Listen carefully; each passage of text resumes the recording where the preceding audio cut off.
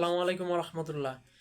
বর্তমানে ফেসবুকে কোনো কিছু শেয়ার করা অথবা কোনো কিছু লেখার আগে আমাদের যাচাই করা উচিত। ঠিক আছে, যেমন আমার সাথে একটা ঘটনা ঘটছে গতকালকে, না জানি পরশু দিন। একজনে একটা ভিডিও শেয়ার করছে। এটা হচ্ছে যে ইস্তেমার মাঠের পাশে এক মহলার বাড়িতে আর কি। হ্যাঁ, আগুন লাগছে, ভয়ঙ্কর আগুন লাগছে। তো আমি ভাবলাম যে আসলে এটা শেয়ার করার আগে একটু যাচাই করি। তারপরে আমি ইউটিউবে গেলাম, ইউটিউবে গিয়ে অনেক নিউজ টিউজ দেখলাম, কিন্তু ওখানে দেখলাম যে আসলে ইস্তেমার পাশে কোনো জায়গায় আগুন টাগুন লাগে নাই। তারপরে আমি আর ভিডিওটা শেয়ার করি নাই।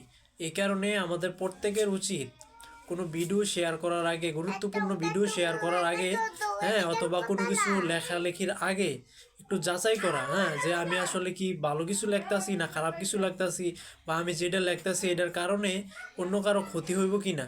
হ্যাঁ, এটা আগে যাচাই করা, যাচাই বাছাই করার পরে যদি মনে হয় যে না, আমি যেটা লিখতাছি এটা সত্য, অথবা যেটা শেয়ার করতেছি এটা আসলে সত্য, হ্যাঁ, তাইলে আমরা এটা শেয়ার করব অথবা এরকম লেখালেখি করব। তাছাড়া আমরা ফেসবুকে কোনো কিছু শেয়ারও করব না, হ্যাঁ, আজেবাজে কোনো লেখালেখি করব না।